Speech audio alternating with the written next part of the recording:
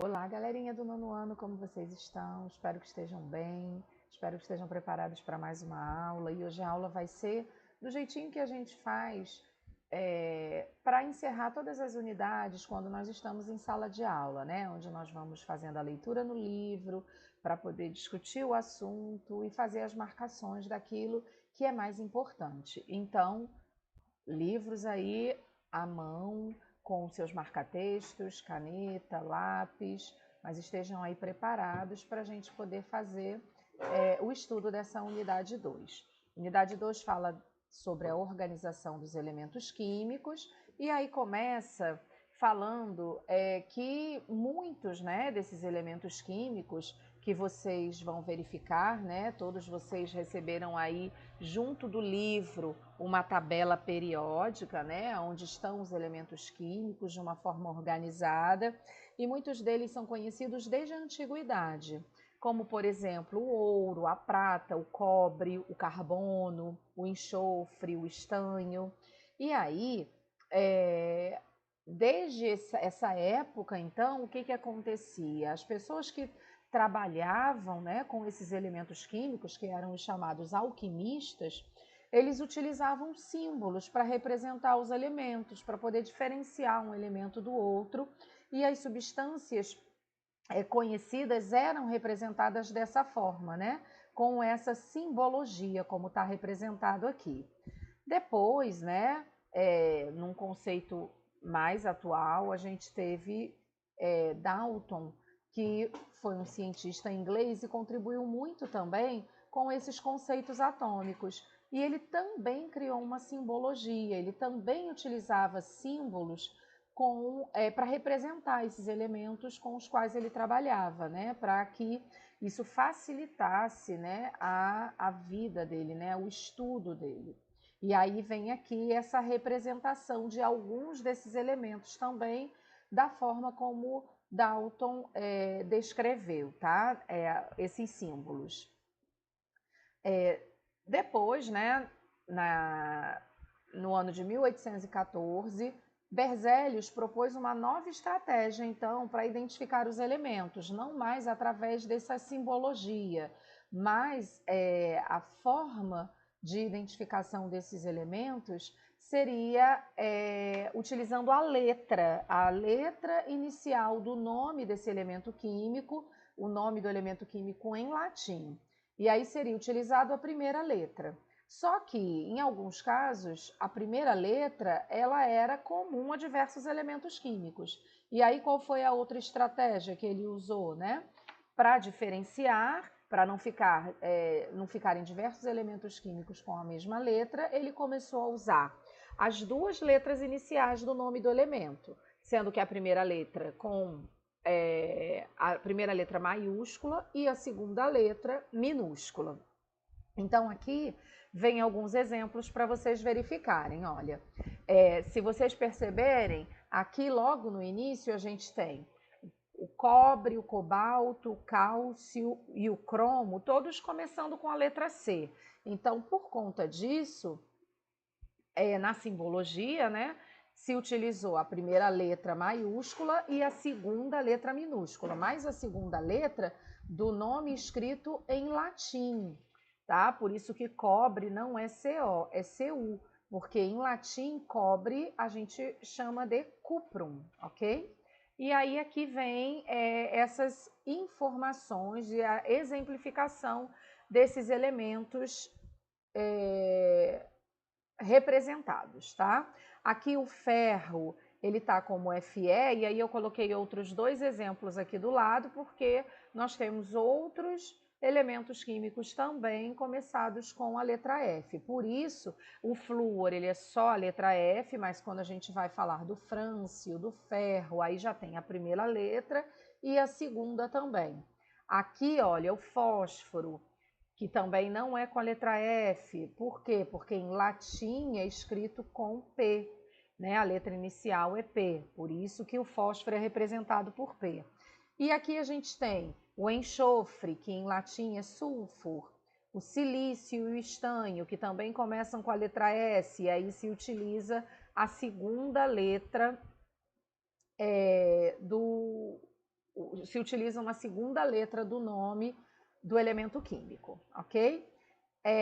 E aí a gente vai ter, né, o surgimento da tabela periódica, depois que esses elementos químicos começaram a ser descritos, começaram a ser estudados e se percebeu a necessidade de uma maior organização desses elementos químicos. E a partir dessa necessidade foi que surgiu a tabela periódica, na verdade, para facilitar o trabalho dos químicos, né, na identificação das propriedades dos elementos, para facilitar o trabalho dos químicos na comparação entre esses elementos químicos.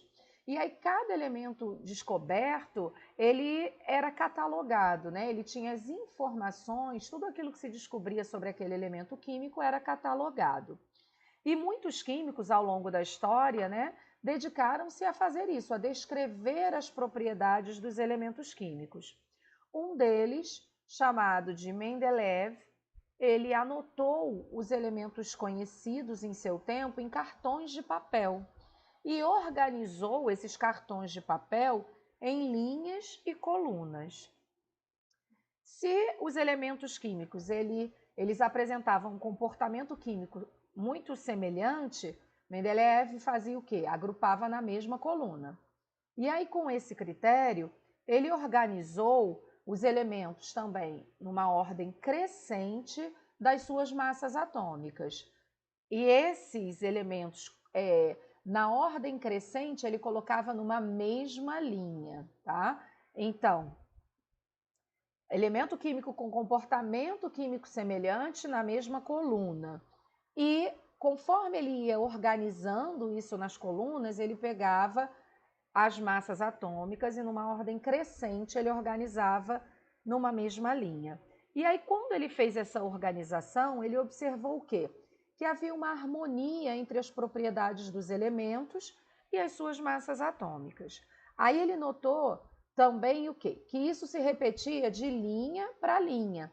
Então, ele percebeu que havia uma periodicidade nessa repetição dessa organização, tá? E aí, essa organização de cartões que ele fez, né, até hoje é utilizada e é conhecida como tabela periódica. Em 1914, em Henry Moseley, ele concluiu o quê? Que as propriedades dos elementos elas são bem mais explicadas por sua carga nuclear, né, que é o número atômico que a gente já conhece, né, os prótons que estão lá no núcleo, e não pela massa atômica. E com isso foi estabelecida a lei periódica atual. E o que essa lei fala? Que as propriedades físicas e químicas dos elementos elas vão variar periodicamente e na ordem crescente de seu número atômico. Então é isso que a gente consegue visualizar quando estuda a tabela periódica. Atualmente, a tabela periódica ela tem 118 elementos químicos e ela então vai organizar esses elementos químicos em ordem crescente dos números atômicos. Ela é formada por linhas e colunas e cada uma das linhas horizontais ela vai receber o nome de período ou série. Esses períodos, então, né, essas linhas, elas vão ser numeradas de 1 a 7. E as colunas são chamadas de grupos ou famílias. E esses grupos ou famílias vão dos números 1 a 18 em ordem crescente, da esquerda para a direita, ok? Aí a gente vai verificar, então, essa tabela periódica, né? Que tem essa forma de classificação dos elementos e vai identificar as propriedades que permitem separar esses elementos químicos, né? Separar esses elementos químicos em grupos distintos. Então, e depois a gente vai ver essa divisão, né? Dos elementos em famílias e períodos. Então, aqui, meninos, vem a tabela periódica moderna sendo mostrada para vocês. Todos vocês receberam também, né? No livro vem essa tabela, que é uma fonte de consulta que você pode ter sem estar com o livro em mãos, tá? Aqui vem demonstrando cada um desses cartões, né, que foram descritos, né, foram estudados, ele contém o símbolo químico, e aí nessa tabela, logo abaixo do símbolo químico, está o nome desse elemento químico, acima o número atômico, né, que é representado por Z, que é igual ao número de prótons, e aqui embaixo do nome do elemento químico, o peso atômico, ok? Então, aqui está mostrando o hidrogênio, mas a gente pode, por exemplo, aqui o carbono. O símbolo químico é C, e com isso vocês têm como estudar quais são os símbolos químicos de cada um desses elementos através da tabela periódica. O símbolo químico é C, ele tem aqui o número atômico do carbono é 6, tá? Então são 6 prótons. E o peso atômico está aqui embaixo, 12,011. E isso vai acontecer em todos esses elementos químicos que estão aí representados, tá? Aí nós já vimos também que as colunas de 1 a 18, né, tem aqui a numeração em cima, elas representam os grupos ou famílias, e os períodos ou séries são as linhas que estão aqui na lateral, de 1 a 7, tá? Então eu tenho linha 1, linha 2, 3, 4, 5, 6 e 7. E essas duas setas que saem aqui, estão vindo aqui para baixo, elas estão representadas aqui embaixo para que essa tabela não ficasse muito extensa, tá? Mas aqui, olha, do 57 ao 71 está na linha 6, né? No período ou série 6, e do 89 ao 103 no período ou série 7, tá? Aí vamos começar falando desses elementos. O primeiro aqui é o hidrogênio, é o primeiro que a gente vai identificar, tá? Tá mostrando então aqui o número atômico, que é igual ao número de prótons, igual a 1. Então o hidrogênio só tem um próton. Ele é representado pela letra H, e a distribuição eletrônica, que a gente vai ver lá na frente, está representada aqui também. A distribuição eletrônica dele é 1s1. O hidrogênio, ele é um elemento que pode se combinar com metais, com não metais e com semimetais, que a gente também vai ver já já o que são, tá? Quando a gente olha aqui a tabela periódica, aqui a que vocês têm separada, ela não é pintada, mas essa daqui é toda pintada, mostrando aí a separação desses grupos, tá? Então vocês vão conseguir ver aqui esses elementos que estão aqui em verde são ametais ou não metais. Aí aqui em laranja são metais alcalinos, aqui em amarelo metais alcalinos terrosos. Não se esqueçam que esses elementos foram agrupados por semelhança, tá? Aqui no meio da tabela a gente tem em rosa os metais de transição. Aí aqui nesse pedaço em roxo nós temos outros metais. Aqui nesse pedaço, nesse tom de azul, nós temos os semimetais. Aqui em azul claro temos os halogênios, que eu coloquei aqui, eles também são considerados não metais, tá? E aqui, olha, nesse azul mais escuro, essa última, né, na fileira 18, nós temos os gases nobres.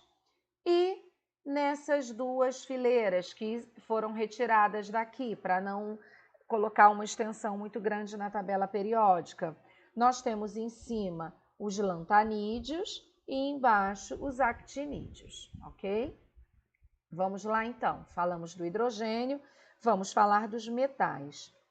Os metais, eles existem aí ao nosso redor, né? A gente encontra em joias, portões, moedas, panelas, peças de automóveis, né? A gente encontra de diversas formas esses metais nos rodeando, tá? E os elementos químicos que são classificados como metais, eles vão ter algumas características. Essas características vão permitir que eles sejam definidos como sendo metais. E que características são essas? Os metais eles serão sólidos quando em temperatura ambiente, ou seja, quando em torno de 25 graus. E qual é a exceção?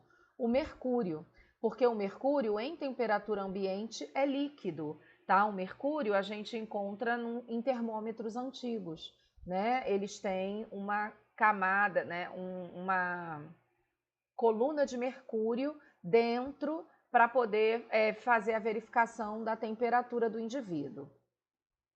Outra característica dos metais, eles apresentam alto ponto de fusão. Se tem alto ponto de fusão, fusão é o momento quando a substância passa do estado sólido para o estado líquido. Se eles têm alto ponto de fusão, isso significa então que eles são difíceis de derreter, tá? Especialmente quem? Os metais de transição, que são esses aí em rosa que vocês veem no meio da tabela, tá?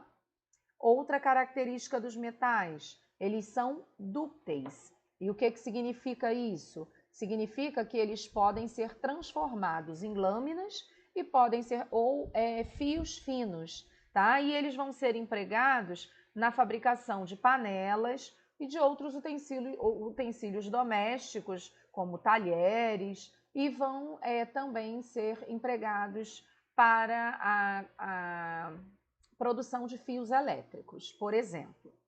Os metais, eles são bons condutores de eletricidade, bons condutores de calor, tá? Então, eles conduzem bem tanto a eletricidade quanto o calor.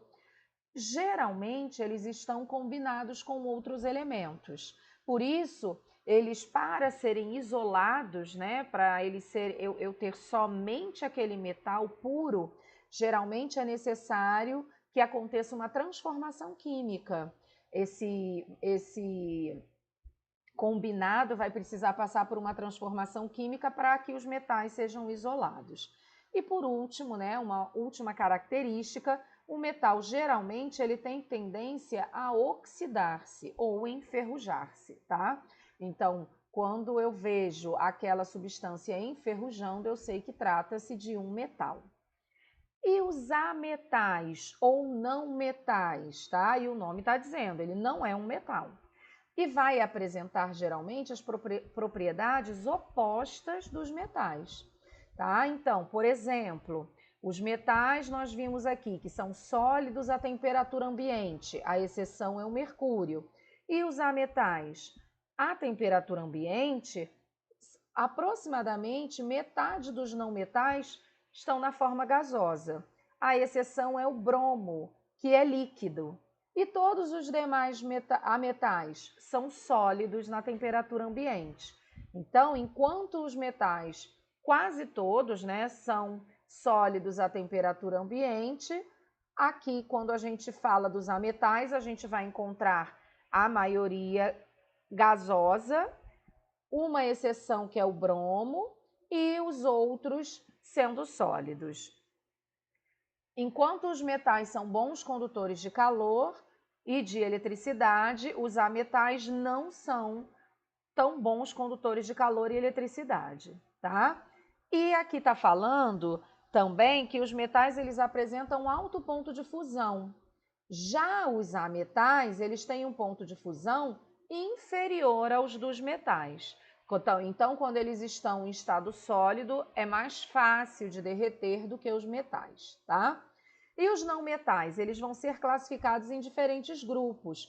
Um deles é o grupo dos halogênios, né? Quando você olha aí na tabela, ele está na coluna 17, esse grupo dos halogênios. E ele inclui aí, por exemplo, o flúor, o cloro, o bromo, o iodo e o astato. Aí a última coluna, coluna 18, é o grupo, família dos gases nobres. E aí nos gases nobres a gente tem aqui a representação, né? Do hélio, neônio, argônio, criptônio, xenônio e o radônio. Esses gases nobres são encontrados na atmosfera numa concentração mínima e são colocados nessa última coluna da tabela periódica. Aí, quando a gente fala, né, da tabela periódica, uma das utilizações pelos químicos é fazer essa distribuição eletrônica para o estudo desses elementos químicos. E aí a gente precisa lembrar, quando pensar na distribuição eletrônica, como é o átomo, né, que nós já estudamos. É um pequeno núcleo, esse núcleo ele contém os prótons e os nêutrons, e ele está envolvido por uma região maior, que é denominada eletrosfera, e nessa eletrosfera nós vamos encontrar os elétrons. Esse modelo, né, que tem prótons e nêutrons no núcleo e uma eletrosfera, uma região, né, chamada eletrosfera com elétrons, foi proposto por Rutherford, que era denominado como modelo planetário ou sistema solar, um modelo do sistema solar que a gente já viu. Só que esse modelo ele tinha uma falha. Por quê? Porque, de acordo com a física, esses elétrons, girando em torno do núcleo, eles emitem energia. E aí, emitindo energia, eles perderiam a velocidade e acabariam caindo no núcleo. Então, Bohr, um cientista dinamarquês, aperfeiçoou esse modelo de Rutherford. E aí, quando ele aperfeiçoou esse modelo de Rutherford, o que ele propôs? Que a eletrosfera, na verdade, ela é dividida em camadas eletrônicas. Essas camadas eletrônicas são também denominadas de níveis de energia. E aí os elétrons eles vão se distribuir e vão se movimentar com energia constante por essas camadas ou níveis, tá? São 118 elementos químicos catalogados atualmente, e para esses 118 elementos, esses elétrons estão distribuídos em 7 camadas eletrônicas, ou 7 níveis de energia. E aí essas camadas eletrônicas são representadas ou por números ou por letras. Então, ou a gente vai representar pelos números de 1 a 7 ou pelas letras K, L, M, N, O, P e Q, tá? E aí a gente vai ter essa representação. Então, no primeiro período, né, olhando lá para a tabela periódica de vocês, né, que a gente vai ter aqui, ó, os períodos primeiro, segundo, terceiro, quarto, quinto, sexto e sétimo, né? Cada linha é um período. Então, os elementos químicos que estão no primeiro período, eles terão somente uma camada, que a gente vai chamar de camada K. Os que estão no segundo período vão ter 2 camadas, a camada K e a camada L. No terceiro período, 3 camadas, a camada K, a camada L e a camada M. E assim vai até o último período. No sétimo período, a gente vai ter os elementos químicos com 7 camadas, ou 7 níveis de energia. E quais vão ser esses níveis de energia? K, L, M, N, O, P e Q, ok? Então, essas linhas horizontais, que são denominadas períodos ou séries, elas vão indicar esse número de camadas que o átomo vai possuir. Então, vamos lá. E essas camadas, né? Cada camada eletrônica, a camada K, a camada L, camada N, M, N, O, P e Q, elas vão comportar um número máximo de elétrons. Então, vai ter um número máximo de elétrons que vai conseguir estar ali girando naquela camada. E aí, esses números, né, máximos de elétrons estão descritos aqui. Então, a camada K, ela só comporta 2 elétrons. A camada L comporta até 8 elétrons. A M, até 18. Camada N, até 32. Camada O, até 32 elétrons também. Camada P, até 18 elétrons. E a camada Q, até 8 elétrons. Tá? Então, cada uma dessas camadas vão ter um número máximo de elétrons que elas vão comportar. Aqui vem a imagem, olha, da eletrosfera, tá? Aqui tem o núcleo do átomo, onde estão os prótons e os nêutrons, e aqui em cada cor, ó, laranja, e aqui esses tons de azul, depois os tons de lilás, estão representando cada cor uma camada eletrônica, mostrando a letra, né, representativa de cada uma dessas camadas e o número máximo de elétrons que cada uma dessas camadas comporta, tá? Aí, Summerfield Sommerfeld, ele propôs o quê? Que cada nível de energia, ou seja, cada camada eletrônica, estaria dividido em subníveis de energia. E esses subníveis foram também representados por letras, as letras S, P, D e F. E cada um desses subníveis também comportaria um número máximo de elétrons, que está representado aqui embaixo. Então, o subnível S, ele comporta até 2 elétrons. Subnível P, até 6 elétrons. Subnível D, até 10 elétrons. E subnível F, até 14 elétrons. Aí, Linus Pauling, ele determinou um diagrama, que é inclusive chamado diagrama de Linus Pauling. E nesse diagrama ele determinou o quê? Como acontece essa distribuição dos elétrons, né? A ordem dessa distribuição eletrônica em subníveis na eletrosfera. E aqui está a demonstração, tá? Desse diagrama. Então, vamos lá. Deixa eu só puxar aqui essa informação que está no lugar errado.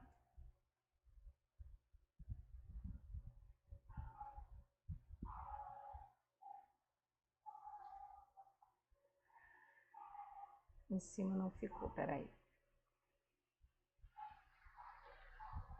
Então, meninos, vou só arrumar aqui para poder vocês conseguirem visualizar melhor. 18, 32, 32, 18 e 8. Pronto. Então, aqui o que está representado? O número máximo de elétrons que cada um dos níveis comporta. Então, camada K, 2, camada L no máximo 8, camada M no máximo 18, N 32, O 32, P 18, Q 8. E aqui os subníveis de cada camada, tá? E o número de elétrons, o número máximo de elétrons que cada subnível comporta. Então, o subnível S, ele comporta somente 2 elétrons.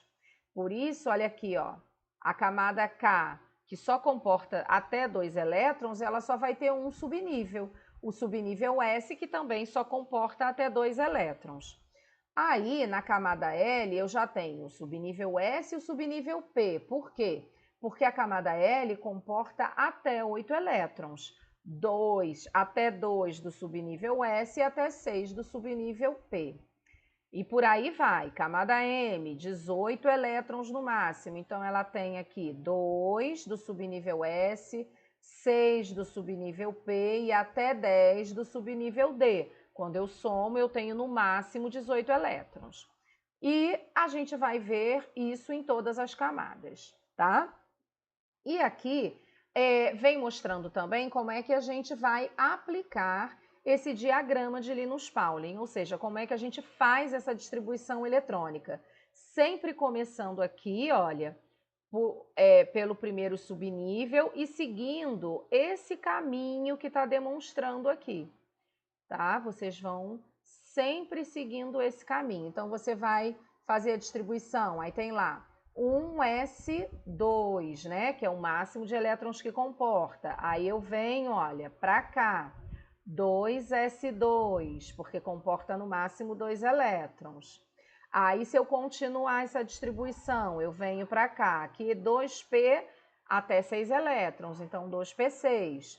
Depois 3s2, aí venho para cá, olha, 3p6, 4s2, sigo novamente o caminho, 3d10, 4p6, 5s2, aí sigo novamente, 4f14, 5d10, 6p6, 7s2, então eu vou seguindo sempre esse caminho, tá? Aqui ele está fazendo a demonstração da distribuição eletrônica, olha lá, do elemento químico oxigênio. Esse elemento químico, ele tem um número atômico igual a 8, então isso significa que ele tem 8 elétrons. Como é que eu vou fazer essa distribuição, né? Então, eu começo sempre daqui. 1s2, então já tenho 2 elétrons aí demonstrados, olha lá, na primeira camada, camada K, para o elemento químico oxigênio. Depois, quando eu venho para a segunda camada, essa segunda camada é 2s2. Então, eu tenho novamente 2 elétrons. Até agora, eu tenho um total de 4 elétrons. Só que ainda na segunda camada, eu tenho 2p6, é um outro subnível. Só que eu já tenho 4 elétrons. Então, como esse elemento químico ele tem somente 8 elétrons, eu não vou na distribuição eletrônica colocar 2p6. Por quê? Porque só vai comportar mais 4 elétrons nessa segunda camada, esse elemento químico. Então, eu vou representar 2s2, 2p4, para que no total eu tenha, então, esses 8 elétrons, tá? Então, eu tenho 2 elétrons na camada K, tá? Que é aqui a primeira, e tenho 6 elétrons na camada L, que são dos 2 subníveis, subnível S e subnível P.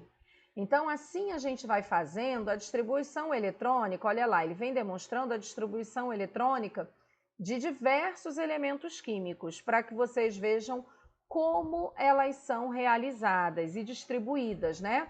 A distribuição em subníveis e a distribuição por camadas, tá?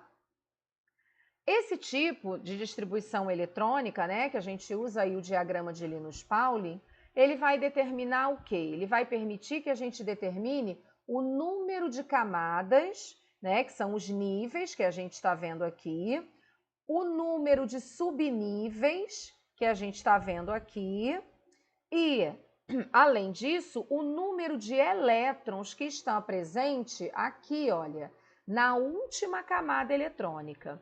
Essa última camada eletrônica, ou seja, a camada mais afastada do núcleo, que aqui nesse caso é a camada O, ela é chamada de camada de valência, tá? E qual é a importância disso?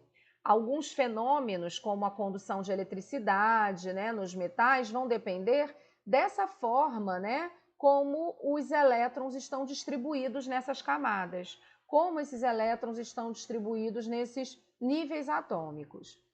Agora, o que vai ser determinante, né, para a condução dessa eletricidade? A quantidade de elétrons que está na camada mais externa de alguns tipos de átomos. Por quê? Porque esses elétrons podem sair daqui ou outros elétrons chegarem aqui. A gente já viu isso, né, no início do ano. Então, esses elétrons mais externos, ou seja, que estão nessa camada de valência, são os elétrons que vão participar das reações químicas e vão participar das ligações químicas. Então, essa quantidade de elétrons na tabela, na camada de valência, ela é de extrema importância para que a gente compreenda algumas reações químicas e o estudo de algumas reações químicas seja realizado, tá? Então, aqui, olha, vem novamente um exemplo, né? O exemplo do cálcio, que tem número de prótons igual a 20, então vem aqui a distribuição nos subníveis, né? E aí, quando eu falo dos subníveis, a camada, ele tem 4 camadas, né? A camada 1 com 2 elétrons, a camada 2 com 8 elétrons, a camada 3 com 8 elétrons e a camada 4 com 2 elétrons. Então, a camada de valência do cálcio é a 4ª camada e ela apresenta 2 elétrons, tá? E quando a gente fala das famílias, né? Famílias ou grupos que estão representadas pelas linhas verticais. Então, a gente tem aqui na tabela periódica, olha lá, as linhas, são 18 linhas, vem a numeração aqui em cima, tá? Essas 18 famílias, elas estão agrupadas, né? Os elementos estão agrupados por propriedades químicas semelhantes. Então, quando a gente olha aquela família, a família tem elementos com propriedades semelhantes, por isso que estão no mesmo local, na mesma família. Os elementos dos grupos 1 e 2 e os elementos dos grupos 13 a 18, então acompanhem aí na tabela periódica de vocês. Elementos do grupo 1, que começa lá com o hidrogênio, do grupo 2 começa com o berílio, e do grupo 13 a 18, o 13 começa com o boro, até o 18 que começa com o gás hélio, tá? Eles são chamados de elementos representativos, elementos típicos ou elementos característicos. Qual é a característica, né, desses grupos? O subnível mais energético vai ser o subnível S ou o subnível P, tá? E eles vão receber nomes específicos. Então, quando vocês olham, o que a gente viu já nas imagens da página anterior, que tem a coloração, né? Os elementos do grupo 1 são metais alcalinos. Do grupo 2, metais alcalino-terrosos. Do grupo 13, é a família do boro. Grupo 14, família do carbono. Do grupo 15, família do nitrogênio.